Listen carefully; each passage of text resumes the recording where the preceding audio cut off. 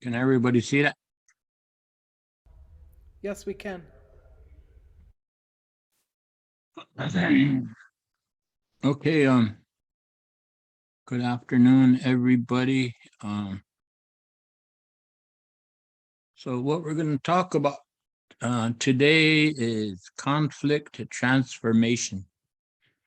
So the Lakota translation is Okoki Chapi etan gluashtepi. So that concept, Okoki Chapi, is like there's any kind of dispute, uh, it could be physical, it could be verbal.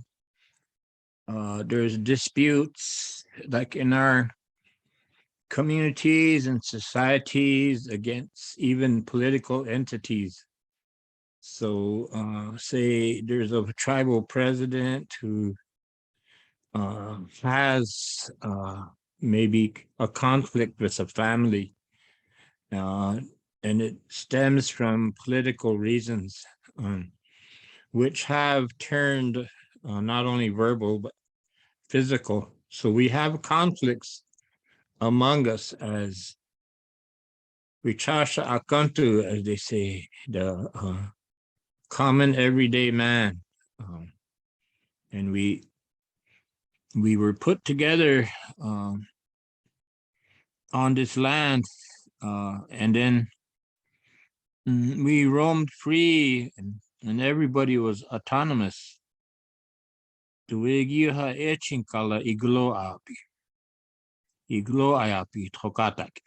Everybody, the Teoshpais was always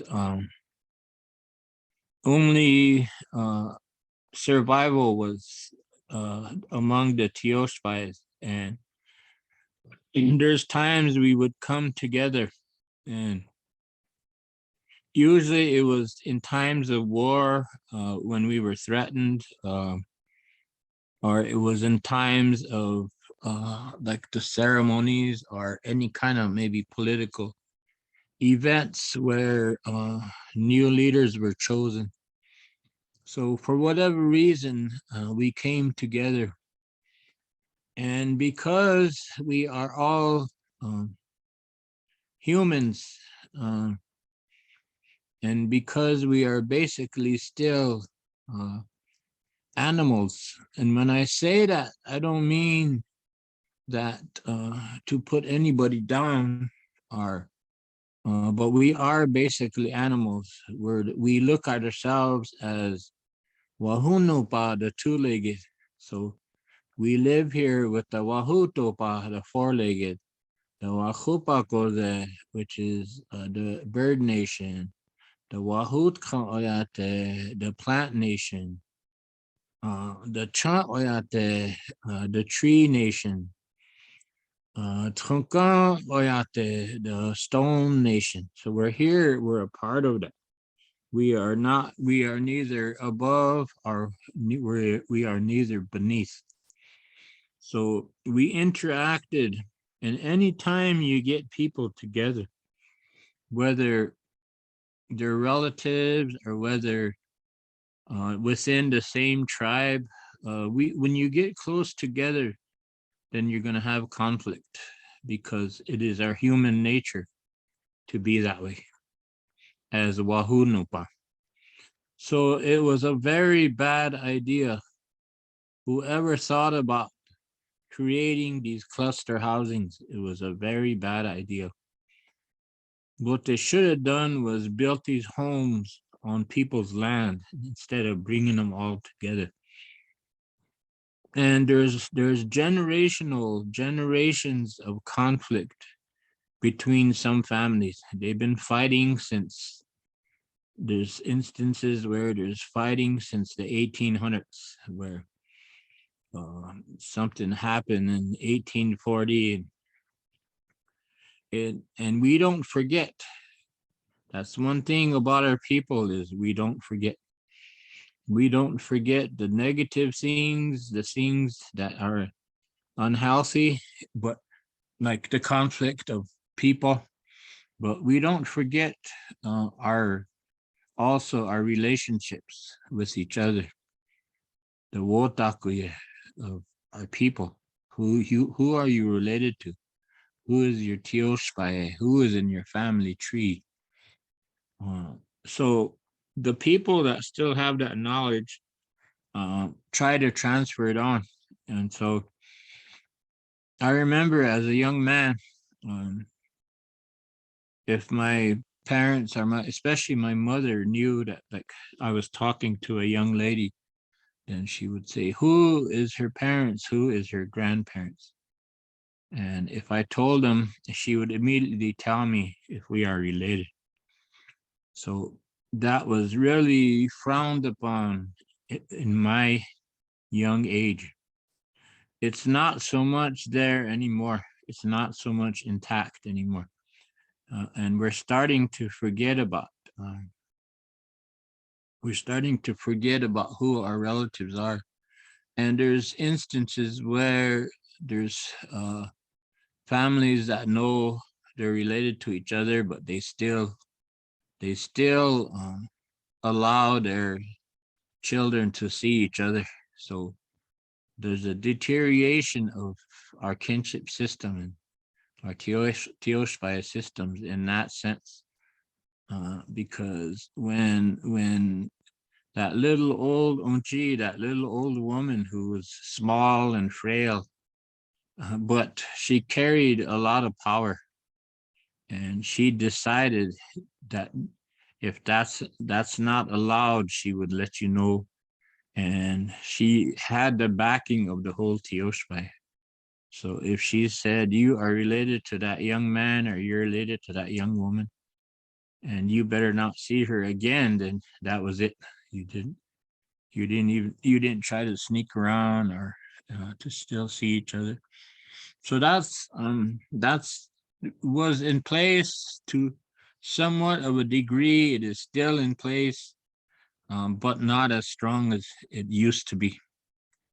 So that's something that we see today in our society that we live in as Lakota people. And I can't speak on behalf of the Caucasian people or the people that live outside of uh, our reservation. But so I don't know what happens in these bordering towns or in America out there. I don't know if it's deteriorating out there or not, but it to somewhat of a degree it's deteriorating here. So conflicts, transformation, oki chapi etan gluastepi. So I'm going to welcome people's input. I'm not going to sit here and talk for an hour, and you guys are going to, and you're not going to just sit there and listen. You need to have input and work your mind. So because this is something within that we see in our communities, we see when we go outside of our reservation, and we see it in the workplace, we see it in the political arena. So there's something that we need to address, I guess, among our people. So everybody has ideas. And this picture here, by the way, is 7 warriors that survived, who fought at the battle of the survivors of the Battle of Little Bighorn. And this was taken in the Black Hills. And way to the left, you could only see half of him is my grandfather, Little Warrior. So I'm sure some of you that are native have relatives here in this picture, but they're probably in their 90s to, I think, the John Sitting Bull sitting right in the middle with the leggings with the beadwork on. At the time of this picture, he was, I think, 99 years old. And the man to his left in the white buckskin, I think his name is High Eagle, and I think he was like 100 years old in this picture. So what does conflict transformation mean? In this sense, conflict transformation is a term that describes a natural occurrence. Conflicts change relationships in predictable ways, altering communication patterns and patterns of social organization, altering images of the self and of the other. Conflict transformation is also a prescriptive concept. So to you out there listening, what does that mean? Who can give me some input?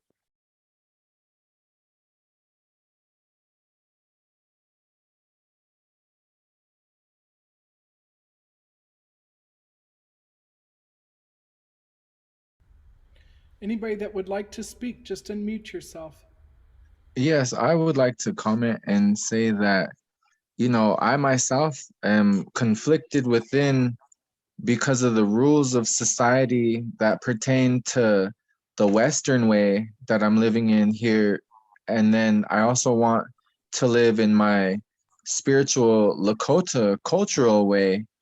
And then, so, what the conflict that I face every day is, which one am I going to choose that day? So the conflict transformation that I'm going through right now is that I'm trying to change everything I was taught and then relearn everything about my culture. And what I've learned so far is that these are not just morals, these are laws of life. And if we live by these laws of life, then we can see a change. And then we can also see a change when we stop living by these laws of life. And so this is a conflict that I face daily, because I'm just learning, about my culture. And so it's almost like my spirit is just remembering something that I already know, but then at the same time, I'm being conflicted because I have to follow a lot of Western rules also, but it just makes me want to be, you know, more in tune with my culture because I can see which way is working best for me. Wopila, thank you. Mm, good, good observation, Toshka. Anybody else?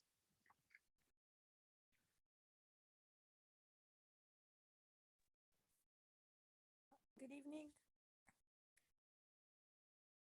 I don't know if they can hear me. Can you hear me? Yeah. Oh, okay. Um, when I think of conflict transformation, I think about the different settings that we have to work in our own, our organizations and with our tiwahe where we know how to work with each other and we know how to have boundaries. But whenever we are in different situations where we have to put up our guard or we feel like we have to put up our guard, like an example is when we have to stand in front of the tribal council or if we have to work with um, on issues um, that are complete conflict.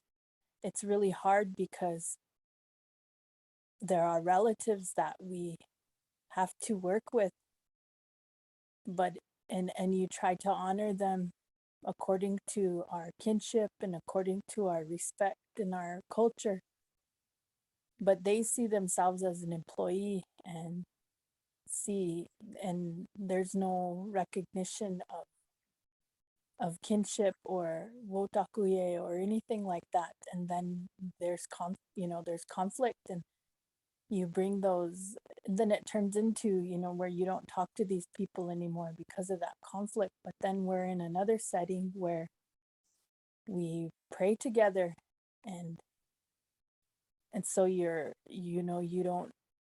don't know how to, you have to put those feelings away, and it seems to go into different things, and sometimes you don't know how to deal with it. Yeah, that's true. I see that all the time.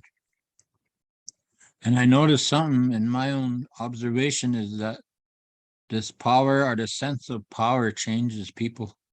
So it's like here is a relative, here's a cousin, and then they get into office, and then they're not the same anymore. They changed.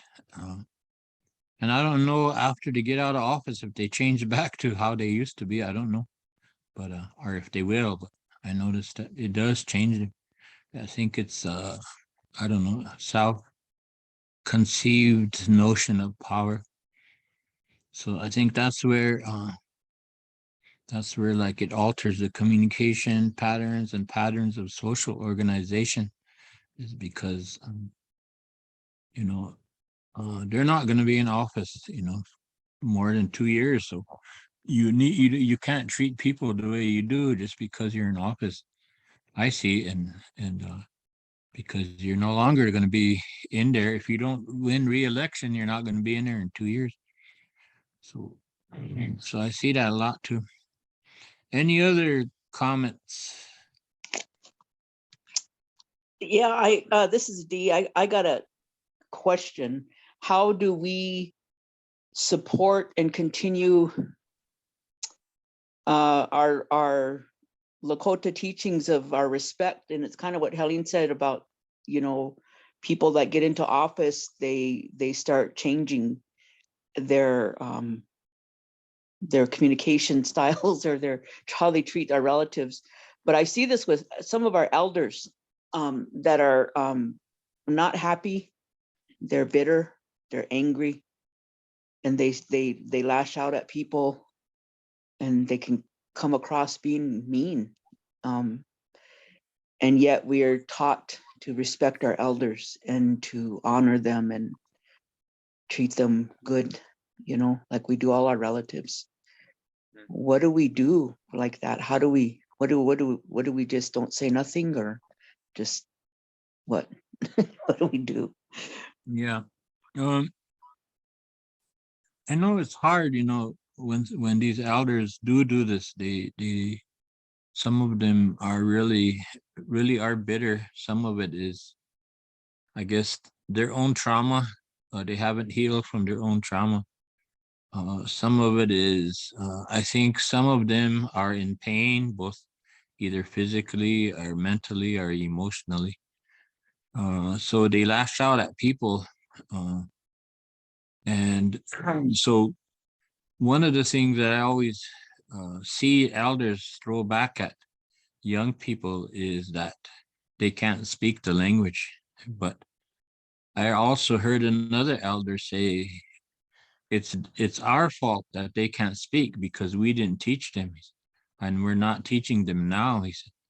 So those are the things that I see you know in our communities. And some of the elders use their uh I guess what they see as a status of being an elder, and they mistreat people. They talk. I noticed that a lot of some elders, not all, talk down at people. So and they'll get up and there's a young person speaks, and they'll get up and they'll really put them down, like saying, what do you know? And what did you ever learn, or where do you come from? So it's but I see that. I told one time one of my nephews, this elder confronted him, and I said, well, maybe he's wrong in what he's telling you. Maybe he doesn't really understand, but I said, don't talk back to him, because if you talk back to him, that's kind of like a reflection of your upbringing. I said, and I know his father was my uncle, and I know that he talked to them, and he raised them with what they call woa hokunke, where he talked to them all of the time. So I said, don't talk back. I said, even if he's wrong. So, but that's hard to do. A lot of times we have to bite our lip, I guess. Any other comments before we move on?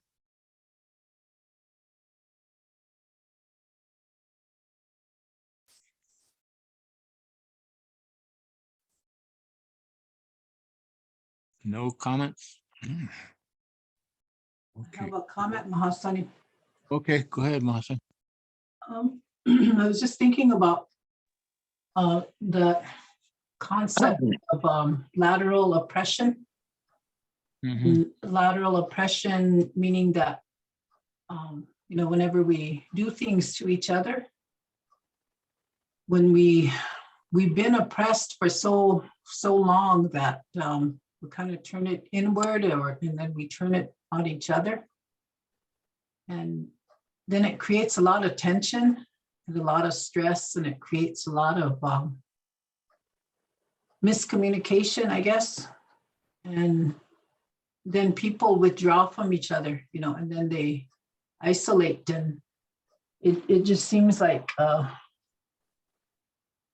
kind of builds on itself. So I appreciate the discussion here and the presentation, because I don't think we talk enough about this, how we communicate to one another, and the like that the Toshka that was talking earlier, and how he described, the conflict of living in Western world, and then, this world, the Lakota world, and how it creates that tension, and on one hand, we're supposed to live in both worlds, but then sometimes it gets really, it can get really challenging, to do that. So I wanted to make that comment and appreciate everybody's comments.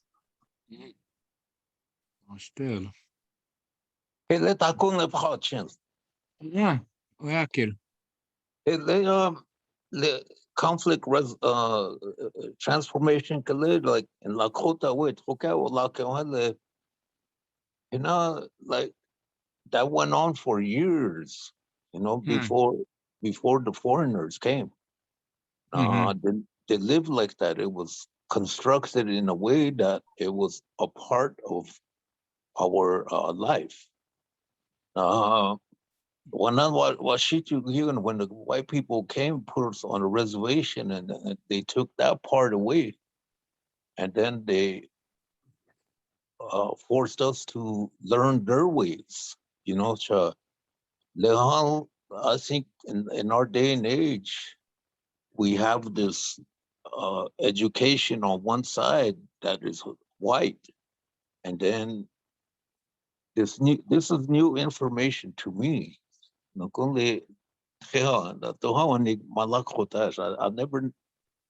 never knew this.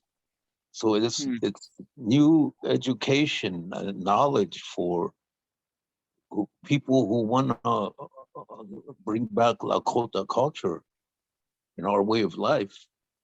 And I think this needs to be taught in schools, like Wakan, these young people, to really understand this and somehow integrate it with the Washiju way. But Washiju is really dominant, They want us to be like them. And, I don't know if they're going to give up, but,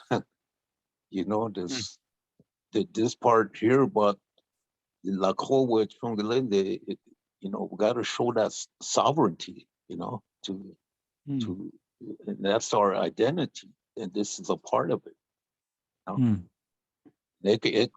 Everybody couldn't profit from it, I think. I had you. No, still.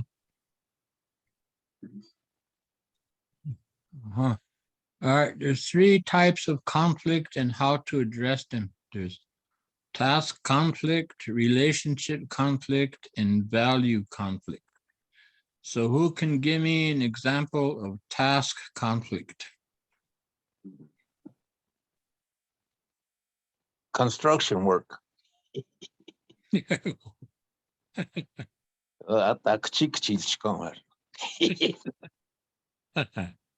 Conflict and working. What is task conflict? It could mean like if you have a group project and then not everybody agrees on how to complete the task. Yeah, that's a good example. Anybody have another one?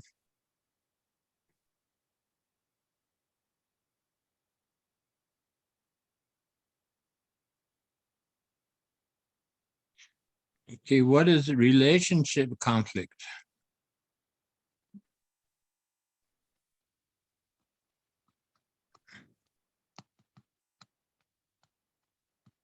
Anybody have an example? Is that like siblings or?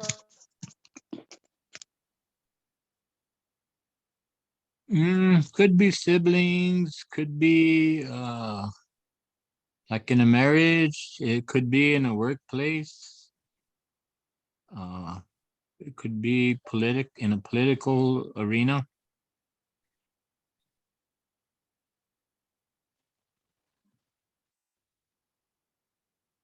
So those are like examples. So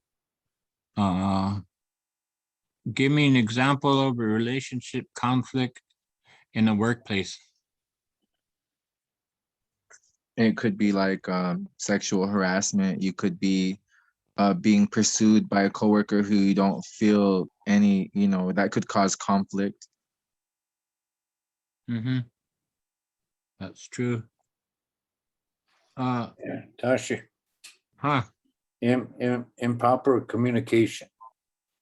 Yeah, improper communication. Give me an example, Tashi. Saying or maybe given some duties and responsibilities and not explaining it thoroughly enough to and then it's maybe done in a different way, so the communication there was not thorough enough, so things don't get done the way they're supposed to. Okay, that's a good example. Yeah. Anybody else have an example?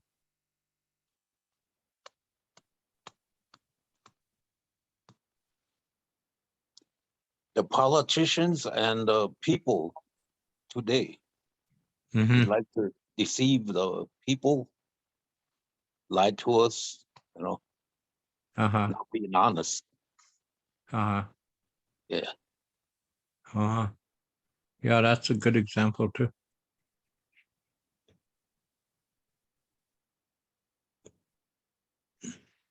One conflict I've seen in working with an organization I used to work with was they based everything on traditional governance. So they had the elders at the chatku, the important, not important, but the elders' place. So you were in a teepee, you were opposite the doorway. So the opposite of the doorway is the chatku, and it's the place of honor. So there sat the oldest male and oldest female in the organization. And the director of the organization was based on the fact that she was educated. It was a female and she had a master's degree. So she was ahead of the organization. And she was young, probably in her 30s, but she sat at the end of the circle at what would be the entrance. She sat on the women's side, and then there was a young man sat on the men's side. So even though we were inside of a room, inside of the office building, we sat in a circle in that way. And she, because of her understanding and her upbringing, there was no conflict in the fact that she was where she was at. But I know that in other organizations, if you weren't brought up in that concept of thinking, in that Lakota worldview way of thinking, they would find conflict in it, because they would probably see it as them being, I guess, looked down on for being young, and I should be over there where these elders are at. So you see, do you see what I'm talking about? My relative? Yeah. Yes. Yeah. So that's an example. Fortunately, there was no conflict there, but I could see where it could be in a different setting with a different group and organization. And to somewhat of a degree in our society, we still revere the elders and look to them for guidance and like that, which that concept doesn't exist in the outside world. You know, when you're an elder, you're pretty much, you get to a point where they put you out to pasture, put you in a nursing home. But in our worldview, elders are revered and looked to for guidance. And so in the 1960s, and I think Tanahashi Jean would remember that they built a nursing home on top of the hill outside of Pine Ridge, and they got it all ready. And it was at the time, it was new and it was a beautiful facility. But no elderly people came because I say it was because we were still too Lakota, and we kept the elders in the home and took care of them. No way was we gonna take our elders there and put them there and leave them there. But today it's needed because we've lost that concept. Does that make sense? Yes. Uh-huh. So the last one is the value conflict. What is that? What is that to you as you hear my relatives?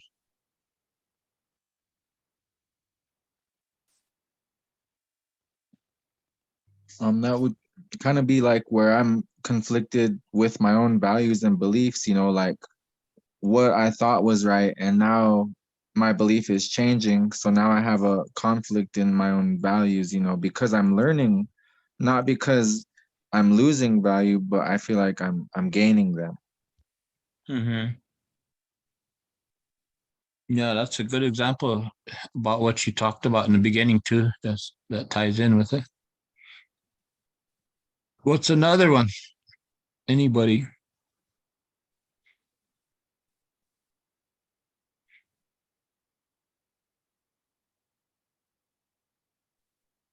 Go ahead. Ah, I was just gonna say that, you know, there's times that we've had to cancel trips because of deaths in our family. mm-hmm. And I know that that's difficult. I got one organization got really upset whenever I canceled because this was a few years ago, because I think you and I were supposed to go to do a presentation somewhere, and here there was a death in the family. And the person's response was, well, when is the funeral? Can't you be here and then just be back in time for the funeral? But in the, you know, as you know, the Lakota worldview is whenever the death happens, you go into mourning, you know, and you're in a state of mourning, and you're there until 4 days after the burial. So I think that, I don't know if it's a value conflict on our part, but I know it was a value conflict on their part. So I wanted to give that example. Mm-hmm. That's Wokila Masan. Okay, somebody was gonna talk to. Is that you, Kashi G? Yeah. Gosh. All these that you're mentioning, you know, that are not recognized by a lot of groups. You know, I know our organization has a lot to learn, and we really appreciate these teachings. So, so that's that value there that's missing in today's world. You know, this is why we're in a situation we're in. But I think that can relate to that. Mm-hmm. Mm-hmm. Understood. Any other comments?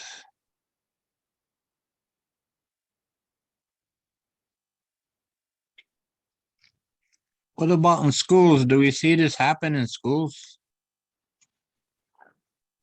Yes. Um, We're I see this happening, and because I'm an educator at a local elementary here, and because of the subject matter that I teach, which is Lakota, I see it in times, whether it's covert or out in the open. There's a clash of conflict, and it boils down to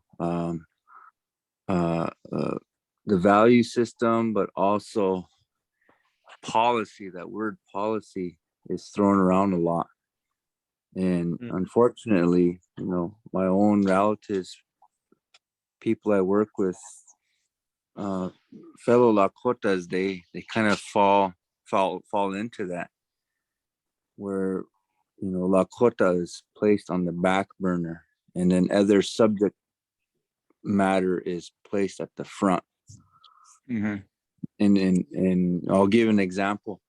There's three where I teach at the elementary. There's 3 teachers, but 2 of those teachers don't have classrooms, and it's under the guise of, well, there's no room. And so, and one of the valuable first Lakota language speakers is elder. Actually 2 of them were elderly, and they were told to just go classroom to classroom. So that right there is a conflict because of that value system. So that right there I think is a conflict in how even in our own school district, and how Lakota is viewed overall.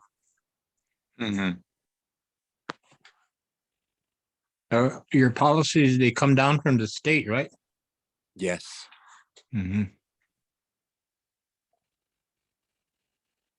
That plays a big part in it, I think. Okay. All right. Wopila, for your input. We'll move on.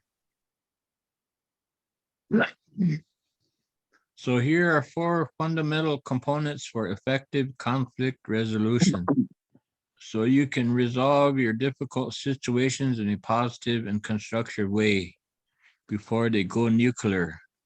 Empathy is key. Don't abandon your self-respect. It's not about winning and losing. Maintain open communication going forward.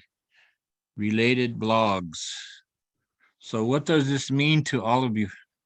How do you see this as a effective in conflict resolution? How does empathy is key? How does that play in there to resolve a difficult situation in I conflict believe resolution?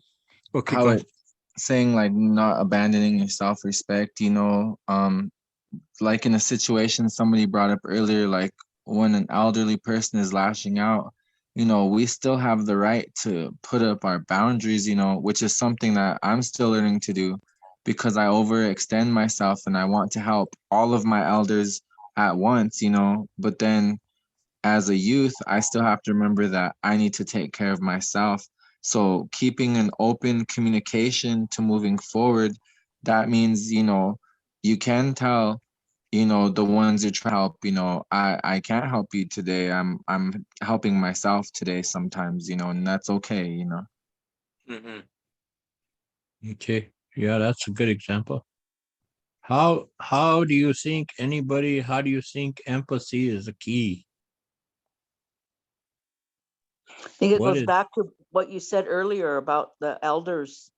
They might be in a lot of pain emotionally or physically, or like that, and to be mindful of that when they're acting, shita in a way. Just be patient with them, and understanding, and have that empathy for them, and just listen. Yeah, okay, that's good. Anybody else? Chante, Use using your our heart. heart to, yeah. Yeah, using your heart when you think. Don't abandon your self-respect. So Tahashi Jean, when you work with these schools this fall, how you can don't abandon your self-respect. How do you see that? How will that apply?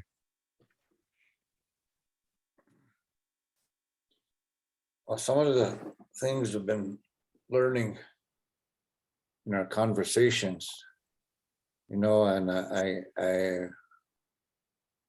I'm starting to change my attitude because I'm kind of old school, I guess, but bashing. I catch myself doing that, Uh-huh. and but now that we're in the last few months, I really, because I talk to these organizations a lot, and it just automatically comes out from, I guess, conditioned learned behavior, So I'm really trying to change my language to be more respectful and to listen and to address it in a healthier behavior way.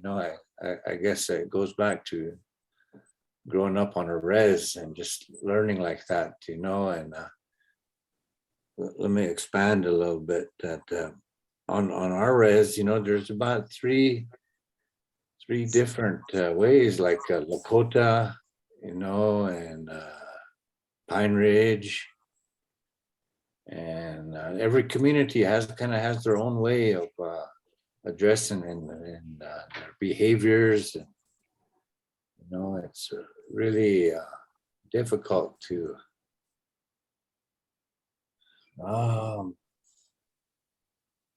be an elder, nowadays, and I'm getting it.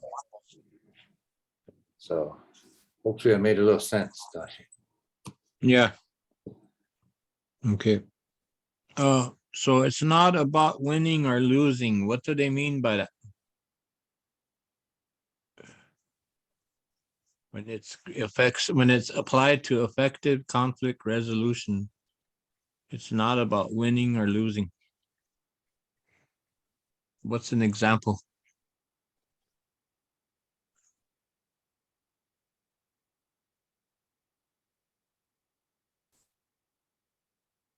An example that I would like to use is the Blackout Peak hike that people take to welcome back the Thunder Being ceremony. And what I got when it says it's not about winning or losing, it's about reaching a common goal.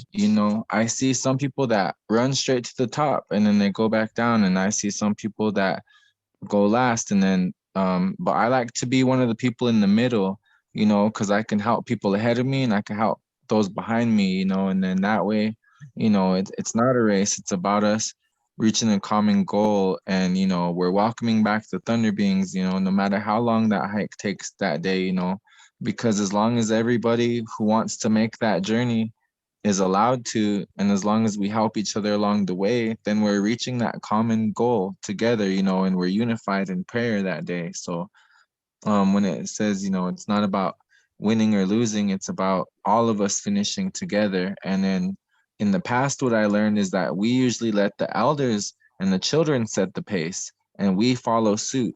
So if we could take more of that example into our teachings, like in school, say a student is falling behind, if all the students came together and figured out how we could teach that one student what we all already know, then we could move on together step by step.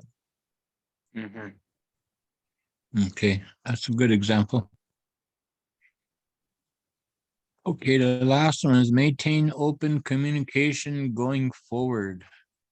So what is an example of that for effective conflict resolution?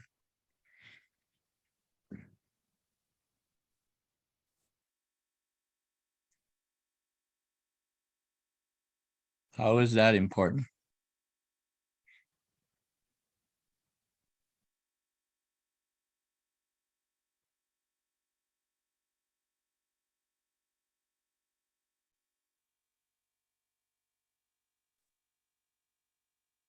Well, I believe keeping open communication is like, you know, when you're having a bad day and someone tries to check on you, you know, and they say, you know, how are you doing? Even when you're having a bad day and you don't want to say nothing, you know, that person is taking time out of their day to see if you're okay. So, you know, open that communication. Something I learned this year is say yes to opportunity, you know.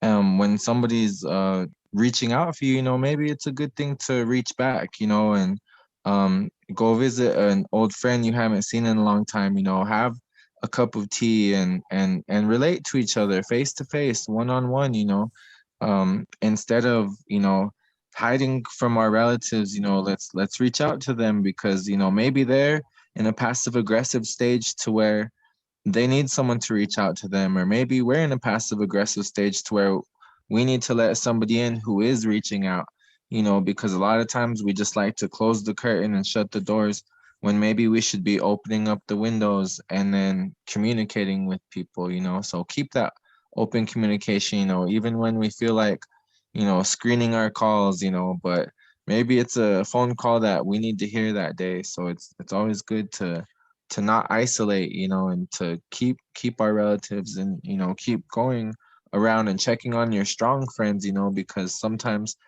even the ones who are funny, you know, maybe they're lonely, or, you know, just keep a open communication with everybody, you know, check on your team members who you work with every day. Are they doing okay? Check with your fellow students. I'm a student, so, you know, I tell my other students, you know, I'll read out loud if you don't feel like reading, or maybe we could study, or, you know, keep open communication with, you know, your elders, you know, call your grandparents or anybody, you know, who's elderly who might not be able to take care of themselves or do something simple as vacuum or their yard work, you know, or even keep open communication with, you know, even sometimes it's best to keep open communication with those you don't agree with, because at the same time, we're still learning from each other. And if we have a disagreement, how can we come to a resolution and we don't have conflict, you know? So let's keep Mhm. talking and keep having these hard conversations, because sometimes people um need to speak about something such as, you know, they might be grieving, or even when you're extremely happy, it's great to communicate that and to learn gratitude. And Mhm. so yeah, thank you. Mhm. That's good. Good examples. Okay, we'll move on. So in the Lakota worldview, mm, one of the same concepts that we have is igluashtepi, the concept of making amends. So if you have a conflict with somebody, mm, the concept of making amends is you say there's a word woshkishkatranka. So say you created a bunch of conflict within a community. Maybe and a lot of times, even in the tribal political world, we see this one person will create a lot of a conflict, and so they'll bring him before the council. He's a council member, and whether he's found to be guilty or what remains to be seen as far as them. But in the Lakota world, in the community world, the people that are out there, they still see him as this person that at one time he created this conflict. So how Igluastepi would be a concept of making amends. So you would make amends to the community. Some way, maybe you would do maybe some type of service like what Koshka mentioned earlier. Maybe he can go to the elder's house and help them clean up or anything, or bring food to an elder. Are some elders that are he knows that are in need.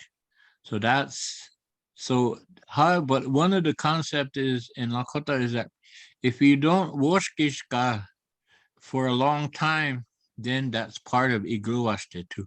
Igluaste. So if you don't create conflict for a long time, then people will start to change their attitudes towards you. They won't shun you, or they won't want to, or they wouldn't avoid you, because you're known as this person that created conflict. So anybody have any comments on that? I think a good example of this would be a few years ago, Mahasani Whalen was a volunteer director at the Community Youth Center. And we were bringing these teachings to the youth and building their leadership and their wotakuye within their little community, and letting them know that they're part of decision making in the center. And one evening, some of the kids called Mahasani and told him that there were some older ones that were breaking into the youth center, and so they reported it. And we live far away from the village, but he went there and went, instead of course they did police reports, and they would just take those youth to jail and they'll end up going to prison. But instead he went to their homes and talked to their parents and took those young men and young girls to have them bring back everything they stole, and apologized. And then them and their parents and the staff at the youth center worked together and fixed the damages on the windows and repainted the center. And then those youth there were, put in different roles. They had responsibilities to, like, auxilia when the center was open, and to help with the meals and help with the cleaning, and take part in the woksape. And their parents had a responsibility also, and it strengthened that tioshpai there. And the young people there, that, and there was a lot of positive that came out of it. Most good example. So the next one is oyate wotaku kagapi. So the making of relatives. It could be done through the hunkan ceremony, or it could be done just by accepting each other as relatives. There's sometimes, like, there's conflict between families, and then they'll have an intermediary, a person to come together, bring them together. It's usually a neutral party or neutral person, and then they would talk to them. I remember this little girl was picking on my daughter, so she came home and told. So I and Mahasani went to the school with her, and they contacted the parent of the little boy. It was a little boy that was picking on her. So they brought him in, and so we talked. And as soon as they came in, I recognized the mother as my niece, and she was my relative by blood. And she didn't notice because her father didn't tell her. So I said, we're related. And I told how we were related in the family tree. And so I said, you're my niece. I said, your dad is my cousin. And when you go home, you ask him. I said, he'll verify it. He said. So even though he never told you this. So the boy found out that he was a relative to Lana. So he didn't know that. So he quit picking on her, bullying her, and in fact, he started taking up for her. So they made amends in that way. And I remember my Mahasani took gifts for the little boy and to the mother and gave them gifts. So that was one way to resolve the conflict, rather than like in some instances the families get into a fight and there's gang fights. And it's kind of amusing, even though it's sad. A lot of times it's amusing because back in the 90s, there was a fire coming towards Evergreen, and they were evacuating people they were evacuating them in a horse trailer. So they took them all to the cap office, and here they had a big gang fight because these were families that were fighting each other for generations. They put them all in one room, so they had a gang fight. Forgot about the fire coming and all of that. So there's kind of humor and everything. So there's also instances of where a young man took this young man's life.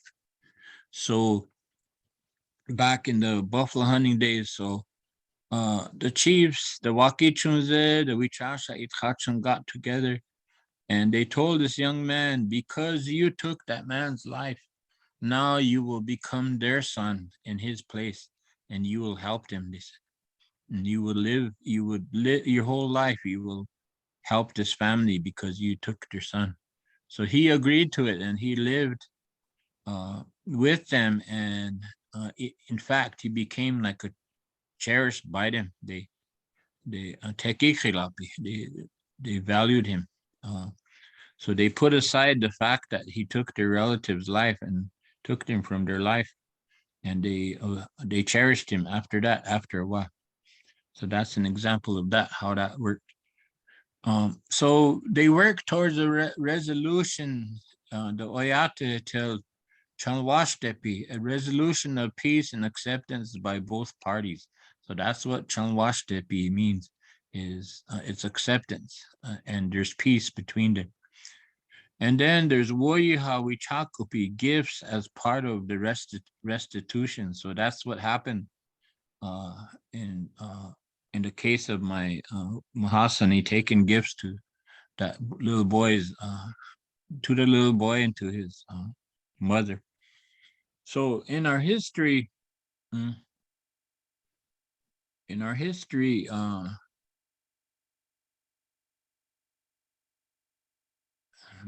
my screen is frozen.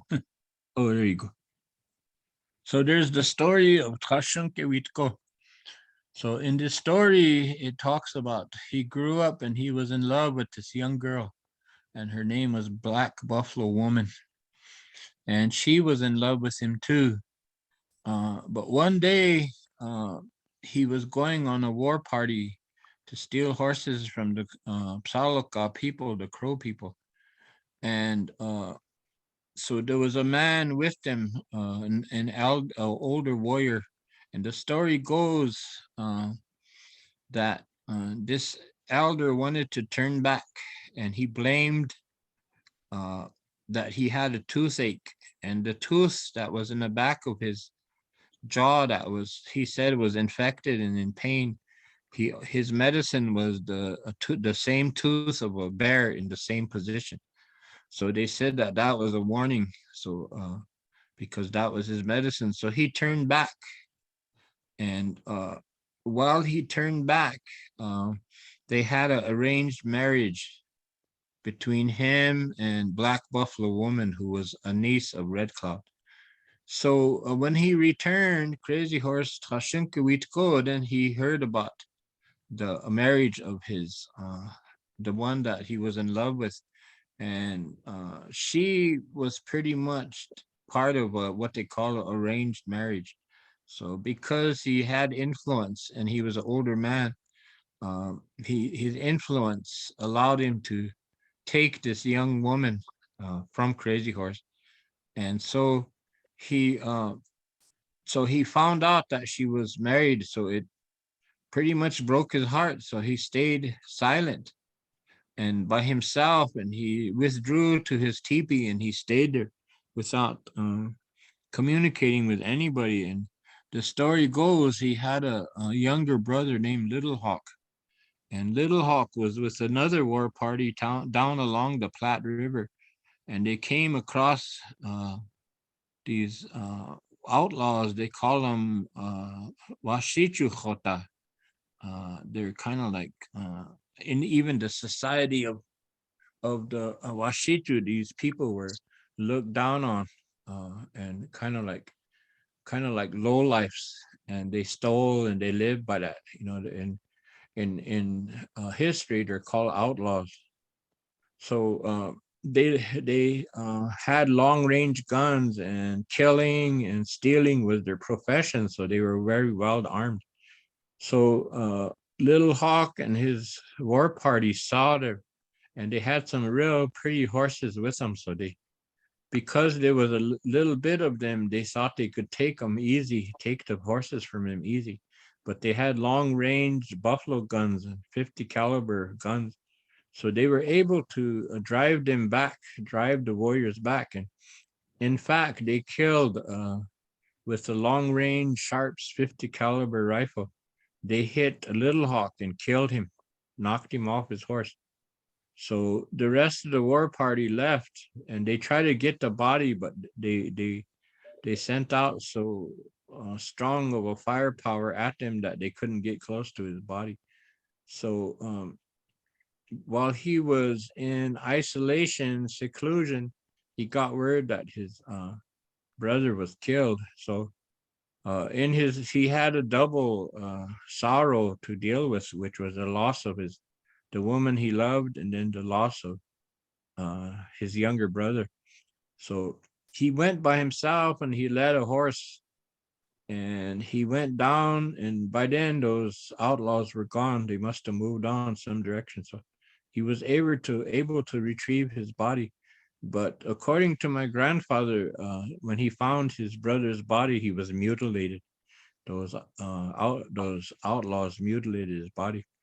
But surprisingly, he was still laying on the place where they shot him. So in the meantime, the family of Crazy Horse and the family of No Water came together, and they gave the family of No Water gave Crazy Horse because he took a Black Buffalo woman after this, and he took her on a hunting trip. And according to Lakota traditional law, if a woman wants to leave her husband, she can. So this is what she done. She put her children among her relatives, and she went with Crazy Horse and left. So No Water found out about it, the story goes, and he chased them, tracked them, and he found them out. I guess they were on a hunting party / war party. And so he found him, and he shot Crazy Horse in the face, the story goes. And so Crazy Horse laid in a coma for several days. In the meantime, No Water returned to camp. And then in the meantime, because of what he did, the word got back to camp. So he paid restitution to the family of Crazy Horse. He brought them horses and gifts and like this. And then so they accepted them. So whenever, if there's a restitution and peacemaking, if they bring you gifts and you accept them, then it's supposed to end there. There should be no more talk about it, or no more actions, no retaliation. But they ended up taking everything, the gifts, and then so it was somewhat of a settled matter. And here, when Crazy Horse recuperated and came back, and at the time they say No Water shot Crazy Horse, then they said he took his wife and brought her back to camp. But they made No Water agree to not harming her in any way, so he didn't. So she stayed with No Water after that again. So in the meantime, he healed and he came home. And the story goes, he was out one day hunting, and here he met No Water. So he shot at No Water and chased him in a kind of like he lost his cool, as they say nowadays, and chased him and shot at him. So the Inila Wota, the four old men decision makers in our governmental structure, met together, and they unshirted Crazy Horse because Crazy Horse's family took the gifts in restitution, but yet Crazy Horse retaliated.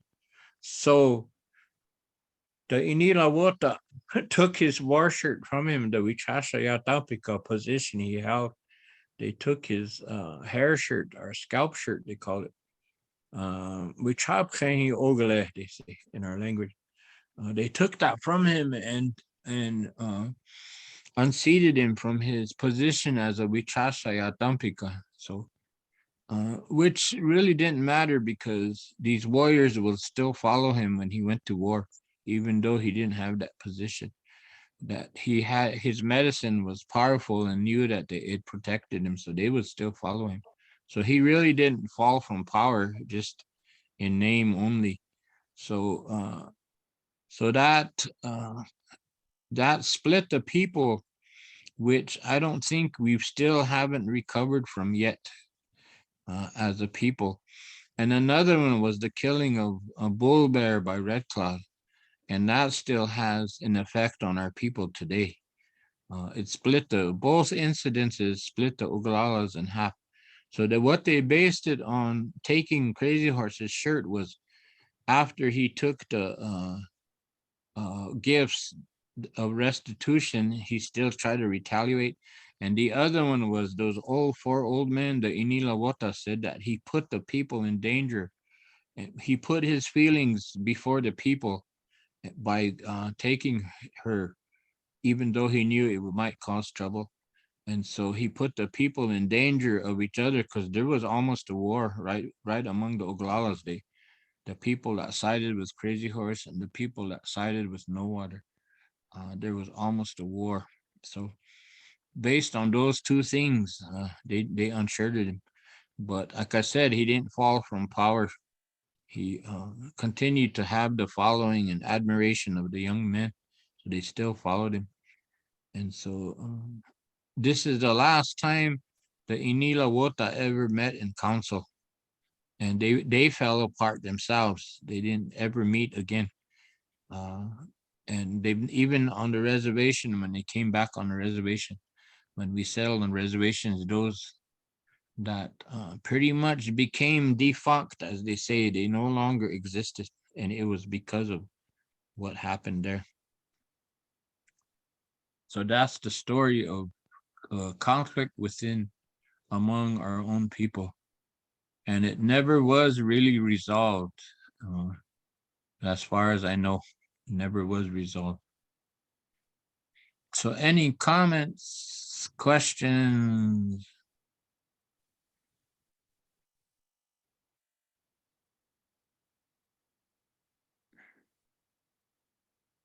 That's the story of the wild Oglalas.